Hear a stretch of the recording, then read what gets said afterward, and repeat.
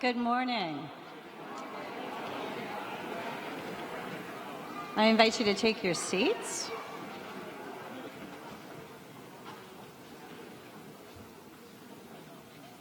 I want to welcome you all to Monticello. Honored guests and friends, I'm Leslie Green Bowman, President of the Thomas Jefferson Foundation.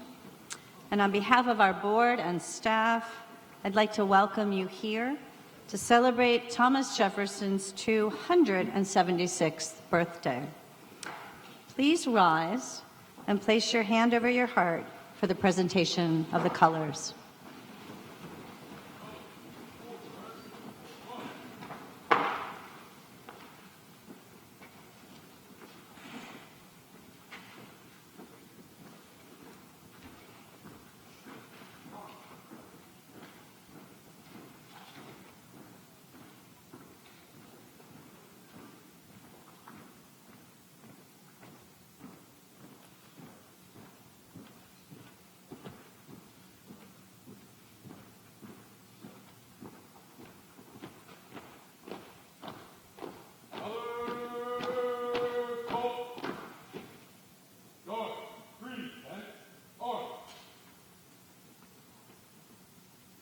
And now please join me in the Pledge of Allegiance.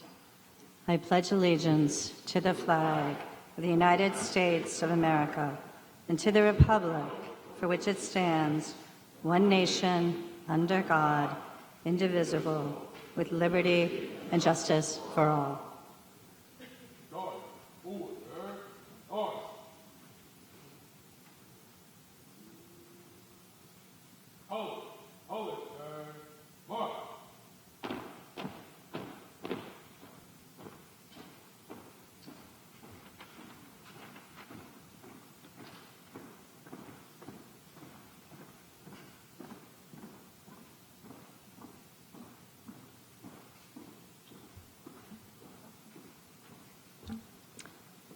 Please be seated and join me in a heartfelt thank you to the United States Army Old Guard Fife and Drum Corps and their color guard.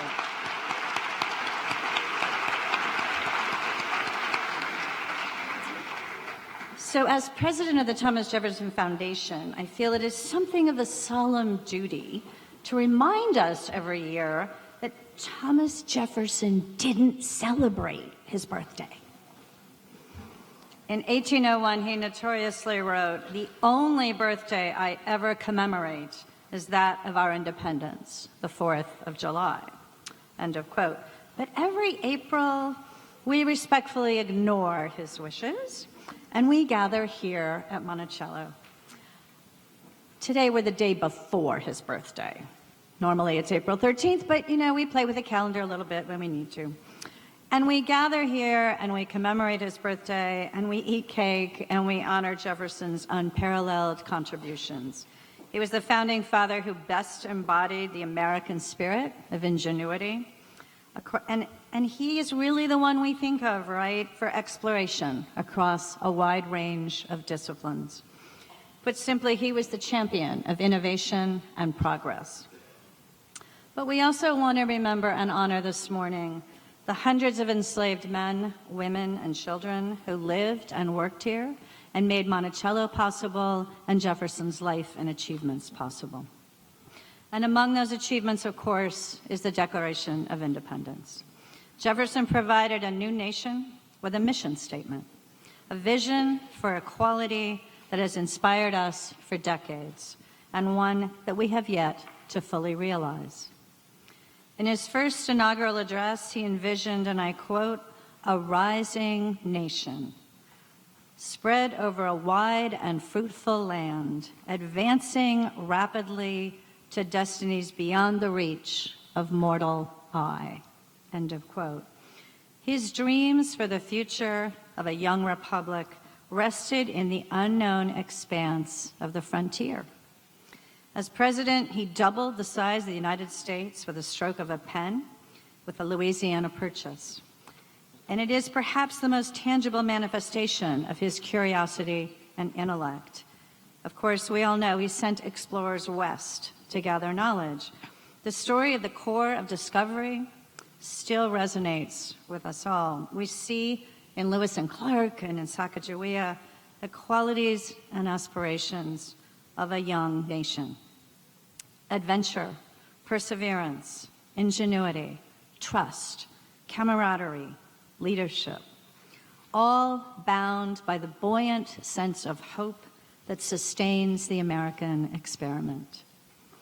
Today, we're honored to have with us an extraordinary woman who embodies all of those qualities and more. And to introduce her, our 2019 recipient of the Thomas Jefferson Foundation Medal in Citizen Leadership, please join me in welcoming Pulitzer Prize-winning author, presidential historian, and chairman of the Thomas Jefferson Foundation Board of Trustees, Mr. John Meacham. Thank you. When Ronald Reagan was in Hollywood, people would call him and say, "Would you come perform at a benefit?" And he'd say, "But I can't sing or dance." And they said, "That's all right, just introduce someone who can." So that's my role here, is to introduce someone who sings and dances. On behalf of the Foundation and of the University of Virginia, it's my honor to introduce the recipient of the 2019 Thomas Jefferson Medal in Citizen Leadership, a great title, Dr. Sylvia Earle. She is the founder of Mission Blue, the Sylvia Earle Alliance, a global coalition of more than 200 conservation groups and like-minded organizations dedicated to protecting the world's oceans from threats, including climate change, pollution, habitat destruction, and invasive species. The organization supports ocean exploration, research, and education with expeditions, documentaries, and social media that focus on raising support for a global network of marine protected areas, called, in a wonderfully Jeffersonian phrase, hope spots, large enough to restore and protect the ocean. Dr. Earle has two of the world's great titles. We'll get to one in a second. The first is Her Deepness, coined by the New Yorker and a hero for our planet by Time. She is an oceanographer, explorer, author, and lecturer. Formerly the chief scientist of the National Oceanic and Atmospheric Administration, she has served on the boards of several corporate and numerous nonprofit organizations and has been, and here's the second greatest title ever, the Explorer in Residence at the National Geographic Society. How do you apply for that job, ma'am? It's kind of like being Archbishop of Canterbury or Minister to France. It's just a great title. Earle has led more than 100 expeditions, logged more than 7,000 hours underwater, which might be appropriate given the weather forecast later, and lectured in 90 countries. In honoring Dr. Earle, we are well within a great and enduring Jeffersonian tradition, a man of the Enlightenment whose views of human nature were shaped by the shifting understandings of the universe and by the rising role of reason. Jefferson believed in exploration at once literally and figuratively. He was absorbed by the American West to chart, as he put it, the character of the country.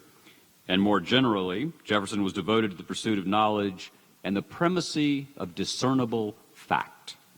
He once said that it is impossible to take a survey of what is already known and not to see what an immensity in every branch of science yet remains to be discovered.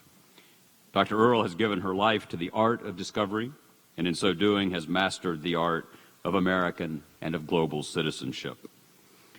Please join me in welcoming Dr. Sylvia Earle.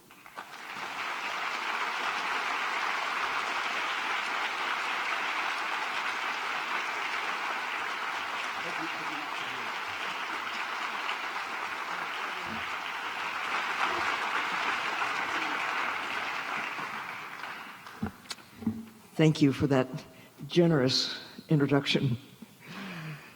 You missed my favorite title of all. When I was the chief scientist at NOAA, they called me the Sturgeon General.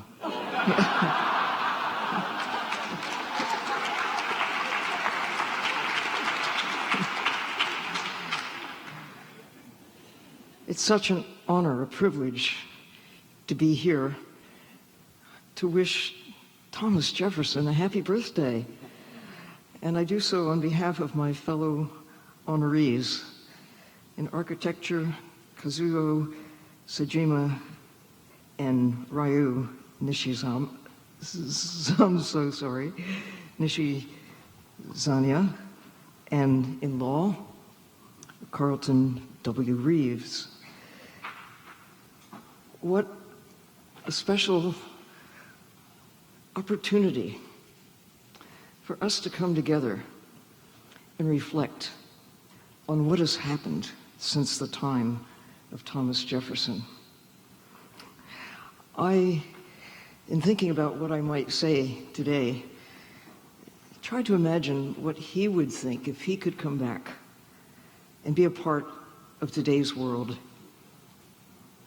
And knowing what he knew about the world in his time, the late 1700s, early 1800s, what the world was like, what we knew, what we did not know, and to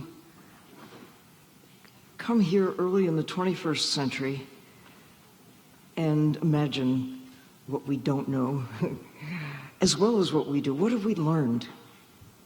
And what do we need to know to continue the prosperity that we now enjoy, that is beyond the imagination, I suspect, of those who lived in the 1800s?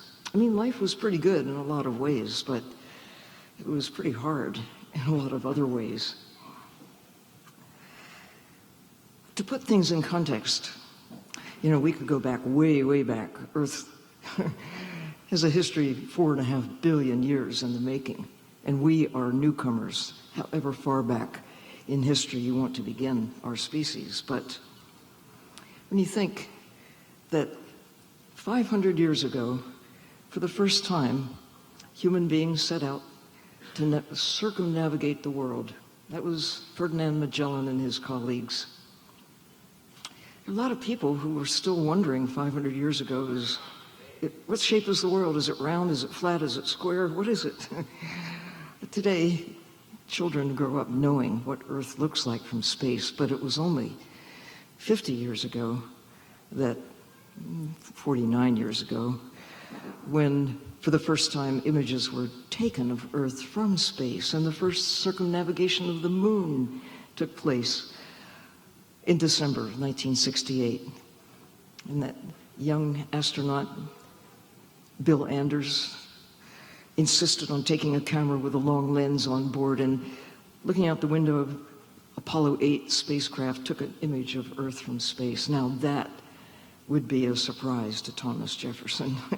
It's a surprise to us that we can see ourselves from high in the sky and know the world is blue, dominated by an ocean, and looking out in the other direction to see there's no place like home, no place like Earth.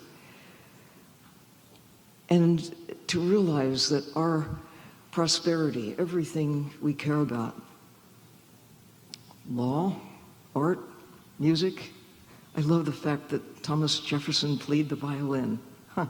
I don't. But I so admire those who do, who can master the many things that humans have come to master and to value about who we are, where we've come from, what we are as a species, what sets us apart. I mean, there are a lot of other intelligent creatures on the planet. I think about our fellow primates. Elephants are really smart. Dolphins, whales. I've met some pretty smart fish in my time. But when you think about what makes us special, what sets us apart, of course it's our big brains, but it's more than that. There are these other smart creatures. But we learn things, we pass along from one generation to the next. And what we did not know even 500 years ago in the long history of our species, by today's standards, it's amazing we didn't know about the fact that Earth is not the center of the universe. There's a widespread belief at the time, and Galileo, 4 centuries ago, got into big trouble because he insisted that Earth is not the center of the universe. Though there's some people who seem to think that they are the center of the universe even today. But I won't name names. So our prosperity, all the things we care about, have come about because of our big brains, Because we learn things, we pass it along. We today don't have to invent language. We are the beneficiaries of all the art, of history, the knowledge that has gone before, mathematics that led to where we are with our big computing power of today. But there's more. We have consumed the natural world to foster our prosperity. And here we are, starting the 21st century, recognizing clearly, maybe for the first time, that there are limits to what we can extract from the natural world and still have a world that works in our favor. Because we can look at Mars, we can look at Jupiter, we can look beyond our own solar system and realize this is it. We've got to make peace with the natural world that has given us everything. Thomas Jefferson, when he commissioned the Lewis and Clark expedition during his presidency, 1804, 1806, not that long ago, but for the first time, we were able to map North America in ways that had not been done before, to be able to determine that no, there really wasn't a water route all the way from the East Coast to the West Coast, but there was a lot going on there, including the existence of a lot of furry creatures that could be taken to foster the fur trade that was big business in that time. When you think about the history of, again, where did the great fortunes of this nation, or of the world for that matter, come from? When you peel back the layers, one way or another, it all goes back to we have consumed the natural world. Whether it's trees that we cut for lumber, animals that we skinned for their furs. John Jacob Astor became the wealthiest person in North America with the Pacific fur trade.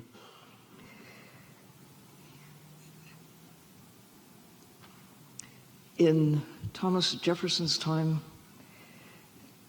there were so many passenger pigeons flying across North America that they darkened the sky. There were perhaps as many passenger pigeons in North America as there are people on the planet today, or more, billions of birds. Going back to Magellan's time, there were 500 million people on the planet. By the time Thomas Jefferson came along, 1 billion people. It took a while to go from 500 million to 1 billion, but when I came along in the 1930s, we were at 2 billion. It took a little bit longer, but now, look, I've witnessed the quadrupling of population, our prosperity. We have been consuming all of the minerals, the oil and the gas, the waters, the wildlife, fish from the sea. Whales form the basis of the prosperity for many people in this country, some people anyway, and around the world.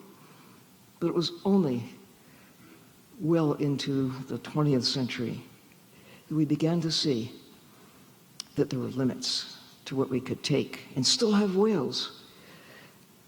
We saw the end of passenger pigeons by the end of the 1800s.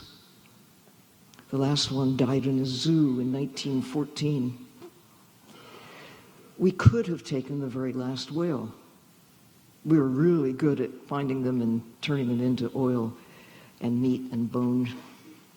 But we could see that we had a choice. Stop killing them and you might have whales in the future, or keep on doing what we're doing and there wouldn't be any anymore. We could already see by the time I came along that we have the power to consume everything of whatever it is that we're after, or we have the power to choose to work within the natural systems that give us everything we care about. Most importantly, our existence. So, Lewis and Clark, I love the fact that they talked about the moving multitude of bison that darkened the whole plain.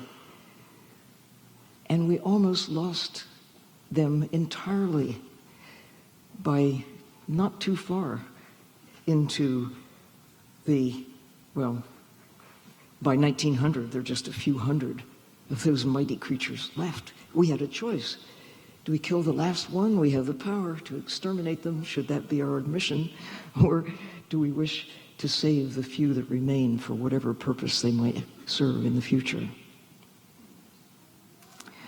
So, what would Thomas Jefferson think if he came back today?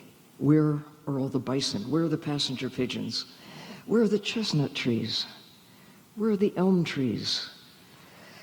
Early in the 20th century, they nearly succumbed to diseases that were prevalent. Why? Perhaps because we had so disrupted the natural systems that they became vulnerable. We cut so many of them, did not appreciate that there could be limits. Diseases were introduced. And now we see that we have mixed up the world in ways that have really been different from what Thomas Jefferson imagined, perhaps during his lifetime.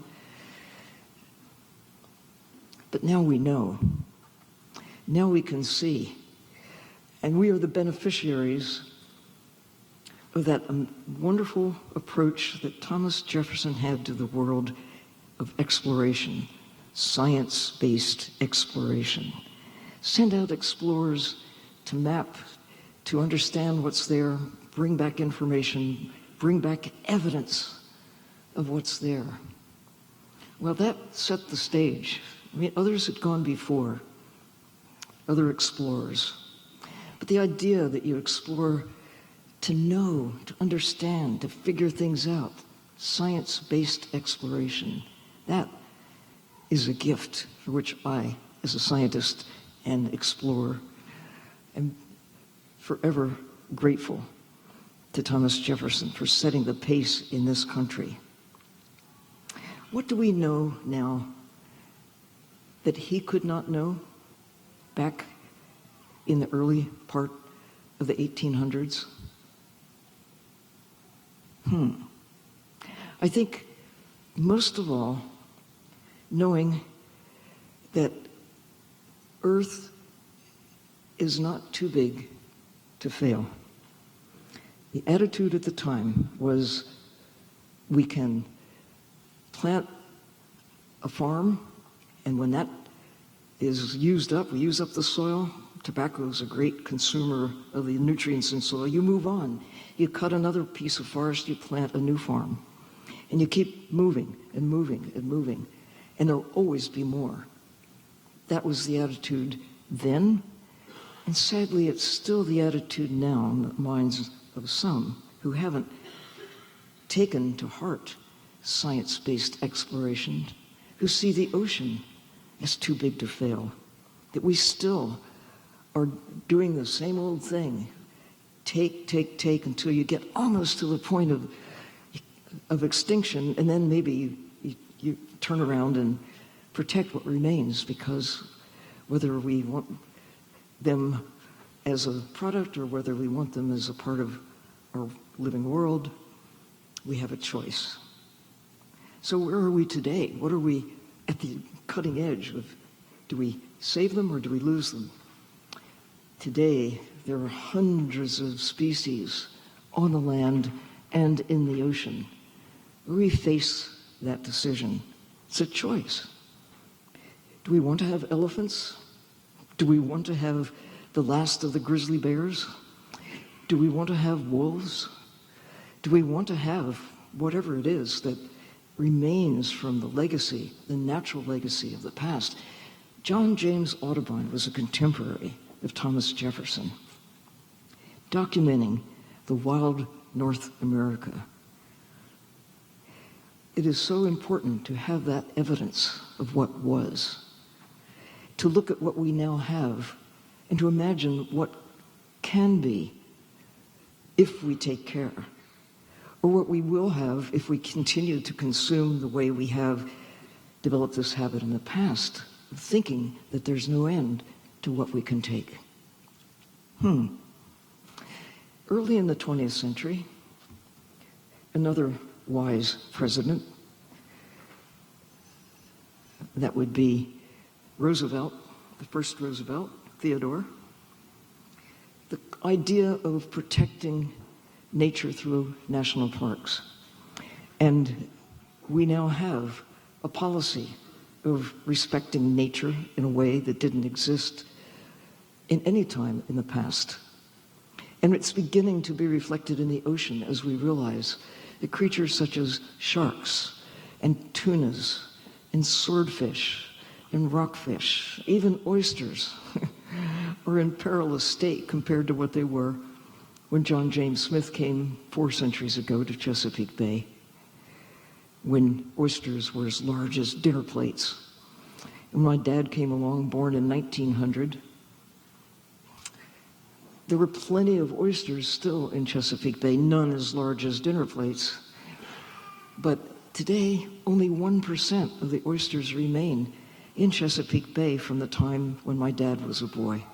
So, we know, we've got the evidence, science-based exploration, that look not just in this country, but in the world, on the land, and now increasingly in the sea.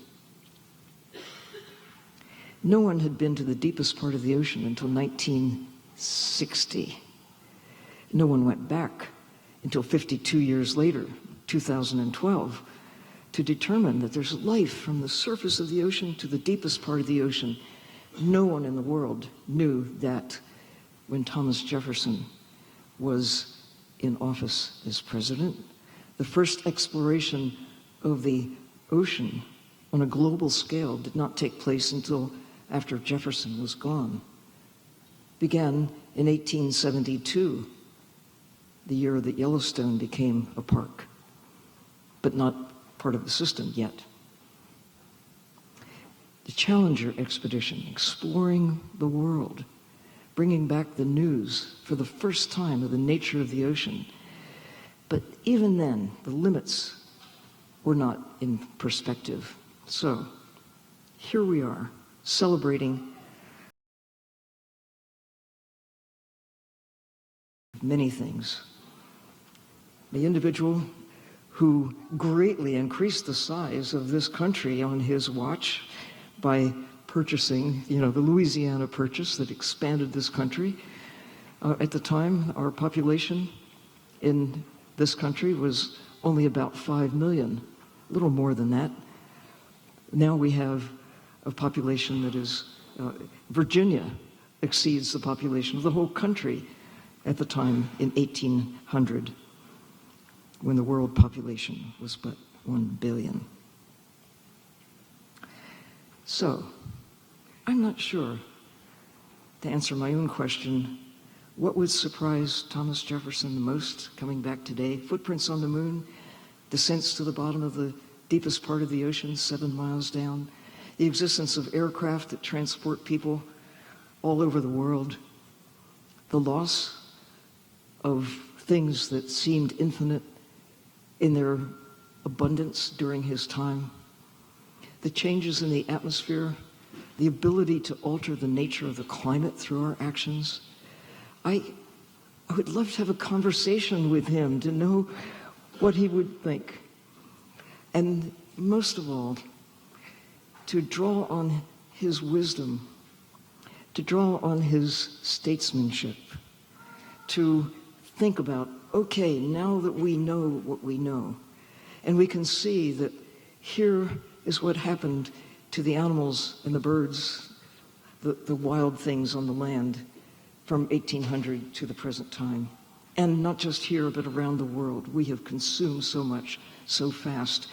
Now we know, climate scientists say, we've got about 10 years to figure out a plan that will enable us to stabilize the carbon dioxide we're putting into the atmosphere, warming the planet, changing the nature of nature, changing our life support system. So, would it not be instructive to hear from a perspective of someone who had been a witness to a time of great change a couple of 100 years ago? And to reflect on how much we have seen in our lifetimes. Even 10-year-olds can see the change. And to imagine, if it is 10 years that we have, to go from this decline to reversing to a time where we respect the limits and figure out how do we sustain ourselves on a planet that is still rich with life. We can still breathe, right? We still have the capacity to make those choices that can lead to a time when we have a long and enduring future. Or we can continue with that attitude that nature is infinite. We can take right down to the last of the passenger pigeons, and so what? Take the last of the whales, so what? The last of the chestnut trees, so what? Well, now we can see our existence depends on taking care of all of these creatures who surround us on the land and in the sea. As never before, we are armed with that most important thing that our big brains have given us, and that is knowledge. And what our predecessors have given us, this background, this history, the evidence of what we're good at making a plan, making a choice, at governing ourselves in such a way that we have a prosperous future. I believe that Thomas Jefferson would cheer the concept of national parks, of protecting what remains of the natural heritage. I believe he would be a champion of the new idea of protecting the ocean. He might even be excited about the concept of protecting half of the world, that area beyond national jurisdiction, the high seas. I think it would appeal to his sense of governance to think about how we together can govern the nature of the world, our choices about what we do with the natural world, to the air, to the water, to the wild creatures who make our existence possible. Whatever it is, I am honored to be here, to think with you, to reflect with you, to celebrate with you, an individual who really did so much to shape all that we now have as a foundation to make our prosperity possible, as well as to do much that has shaped the thinking, the prosperity of the world. So, Thomas Jefferson, happy birthday. And to all of you, think about what we can do on our watch to honor that legacy. Science-based exploration. Everyone can do this. Everyone can observe carefully and report honestly what we see and incorporate it into our thinking about how we go from where we are early in the 21st century to an enduring place for ourselves within the natural world that keeps us alive. Thank you.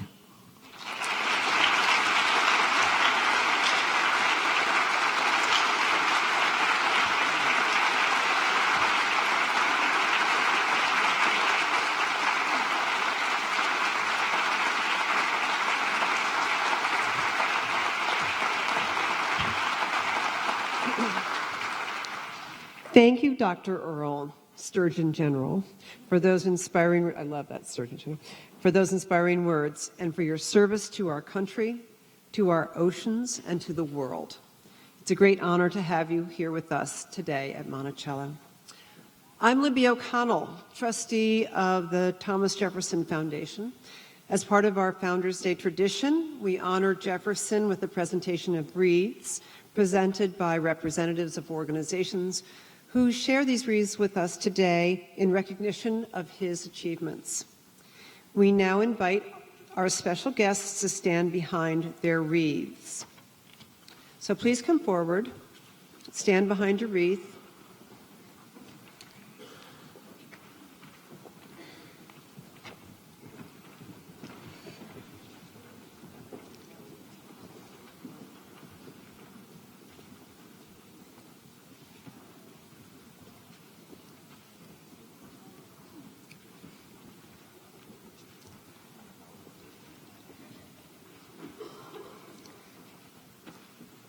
Everybody. So from the audience's left, that means my right, your left. Is everyone assembled? Yes. We wish to thank Gail McCartney for the Albemarle chapter of the National Society of the Daughters of the American Revolution.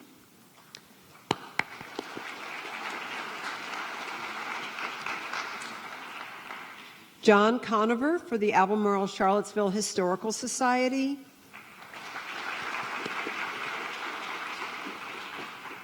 Diantha McKeel for the Albemarle County Board of Supervisors. Ann Malik for the Charlottesville Albemarle Convention and Visitor Bureau. Arlene Lee for the Charlottesville Regional Chamber of Commerce.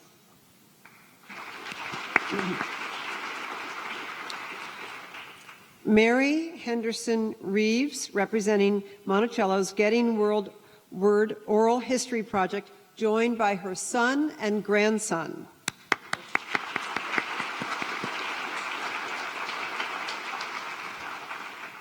Sarah Lee Hall for James Madison's Montpelier.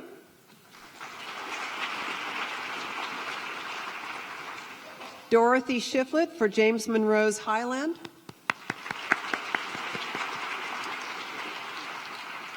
Kristen Barrett for the Jefferson Literary and Debating Society. Frank Friedman for the Piedmont Virginia Community College. Eileen Kelly for the Blue Ridge Committee of the National Society of the Colonial Dames of America. David Morgan, representing the Monticello Association. Frederick O'Brien for the President of the United States. Dr. James Kelly, Jr. for the Thomas Jefferson Chapter of the Sons of the American Revolution. Elise Martinez for the Thomas Jefferson Foundation. Daniel Grogan for the Thomas Jefferson Memorial Church. Carrie Evans for the University of Virginia. Michael C. Quinn for the Thomas Jefferson's Poplar Forest. Reverend Dr. Ricky White for Union Run Baptist Church.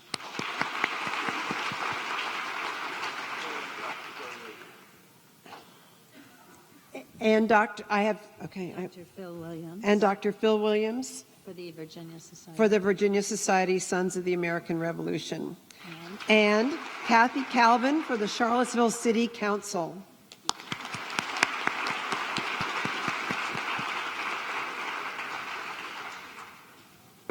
For more than a century, people have gathered at Monticello on Jefferson's birthday to lay wreaths in his honor. Thank you all for being part of this long-standing tradition.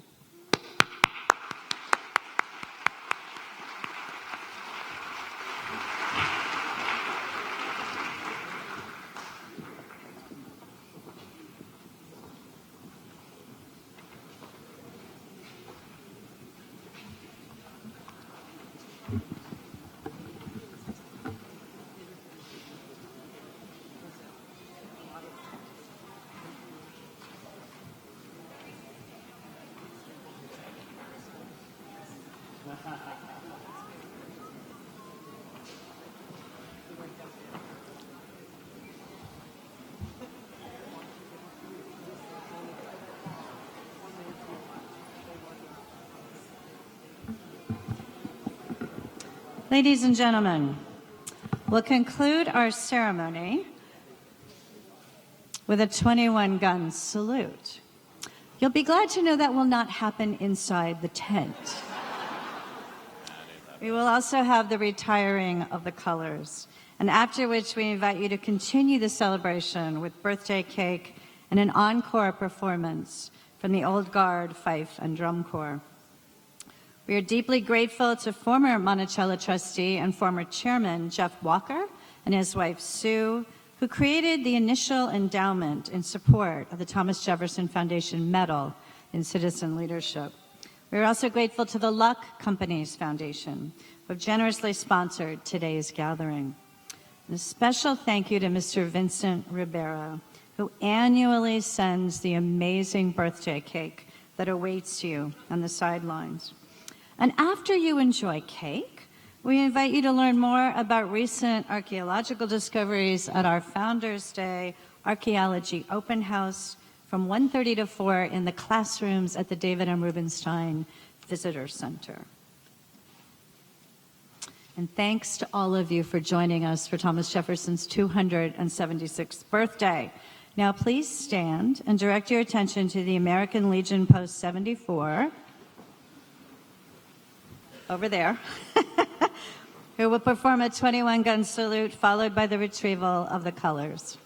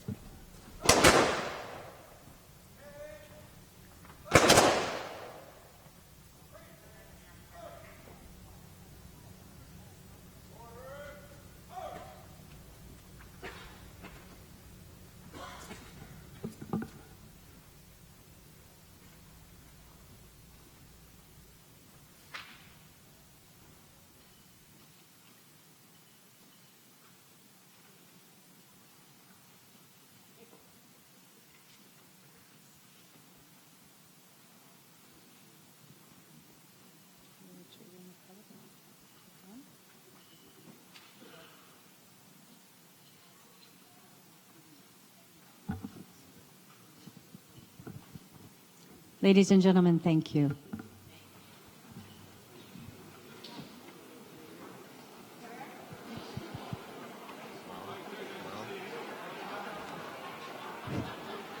Ladies and gentlemen, good morning and welcome.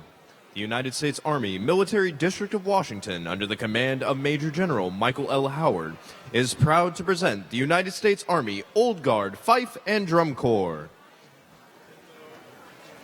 The 3rd United States Infantry Regiment, the Old Guard, traces its lineage back to George Washington's original Continental Army and today serves as the Army's official escort to the President of the United States.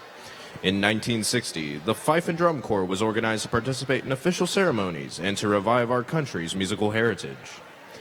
From the days of the American Revolution through the 19th century, fifes, drums, and bugles were vital to military order and discipline. Field musicians were used to issue commands during battle and to regulate the duty days, signaling when to rise, when to eat, and when the day ends. This morning's show paints a series of pictures in the life of a Continental soldier musician. We opening at the beginning of the day with a training scene. In the 18th century, signals like attention and breakfast call would have sent the soldiers into action.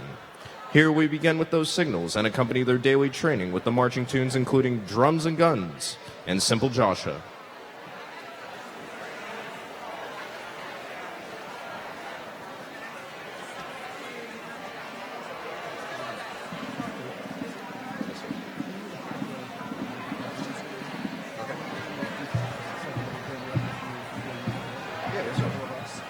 That works perfectly.